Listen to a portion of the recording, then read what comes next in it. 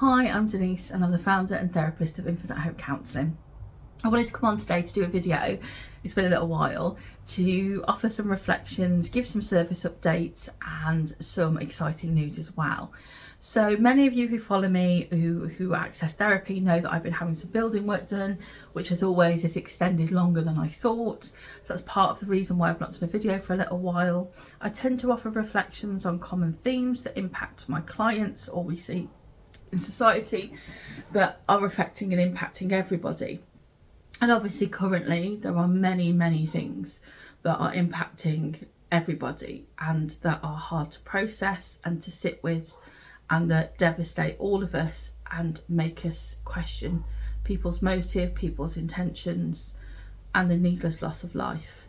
I'm not here to offer opinions. I think it's really important that what we do instead is reflect a little on the narrative of squashing, I guess, the chance to sit in the pain and reflect on the loss of life and the continued experience of violence against women and girls across the country, across the world, that so often then becomes about the perpetrator and their story.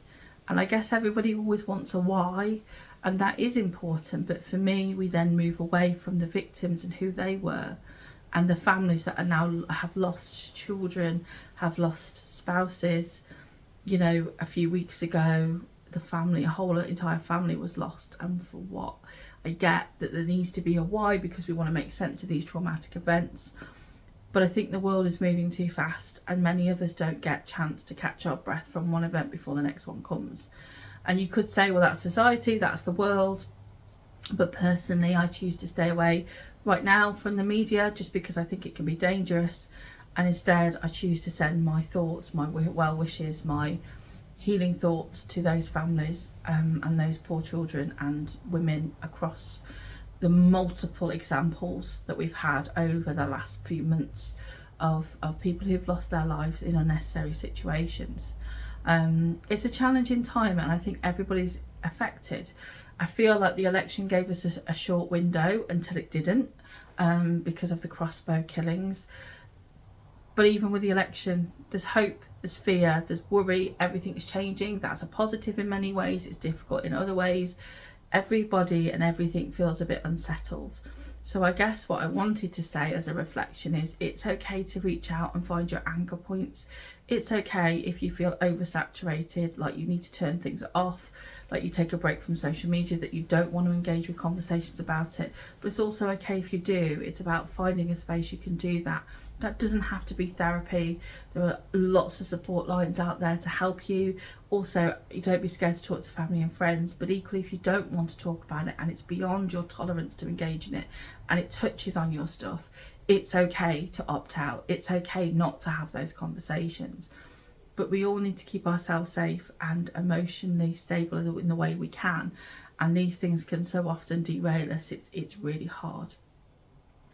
So I just wanted to reflect on that, I guess, and I don't feel any words I've got will reflect the true gravity of the situation we're in, because it's hard. I've also seen this trend very recently in new clients where there's this almost apologetic way of reaching out. You know, I'm really sorry to ask, do you have any availability? I've never had therapy before. Is it okay to have therapy? Is this enough of a reason to have therapy? And it makes me a little bit sad because it's brave and courageous to reach out for help and support when you need it.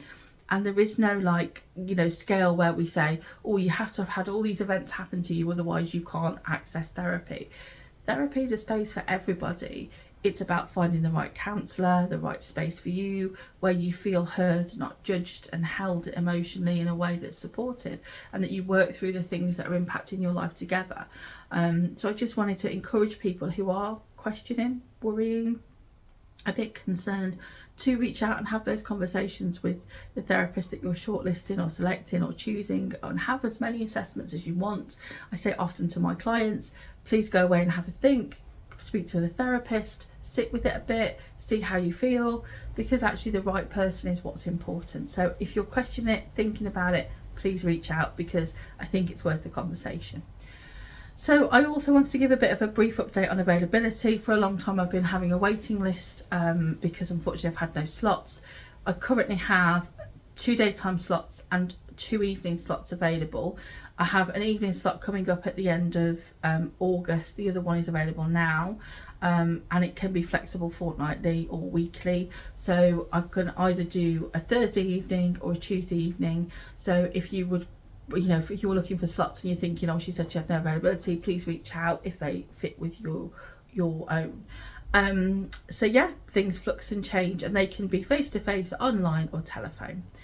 So I guess the exciting news part is something I've been toying with for a long time. Many of you know that I work very differently to other therapists, and I'm a bit Marmite. You either like it or you don't, which is absolutely fine. But in some of the conversations over the last year or so, some of my clients have asked me for recommendations of places they can find merchandise that sort of supports the therapeutic message, that, you know, sort of makes it clear that they're accessing therapy, it's a good thing, and helps not stigmatise it. And I've really scratched my head, because there are some places in the States that do it. There's a few minor parts, but nothing that really sits within trauma therapy and the journey, because it's not linear. It's sad, it's happy, it's humorous, it's deep, it's dark, it's hopeful, it's tragic, it's everything at once. So I decided that I would create my own set of merchandise to offer that space. So I've done it through Redbubble. All the wording and designs are my own. I am going to give full credit to my amazing husband who helped me with the graphic design part. So they're all my sayings, my thoughts. Some of them are generic with things we say in counselling, and some of them reflect the humour of my clients. So I have put the link below in the comments. Feel free to have a look. There's no pressure to, but there's a wide range of things there, from clothing to accessories to home stuff. So have a look if you wish to. I went with Redbubble really importantly for me because I have clients who are in all spectrums of the gender spectrum. So I wanted to find somewhere that offers different cuts, different styles that fit your needs. Also, I've had really good reports in terms of my ASD clients, or my clients with sensory needs, that they have things like short labels you can cut out that are very soft on the seams, so that they sort of fitted with everybody. The only part about the Redbubble bit I don't like is it's separated in men and women's, and that feels like, you know, that means you still have to look slightly at different things.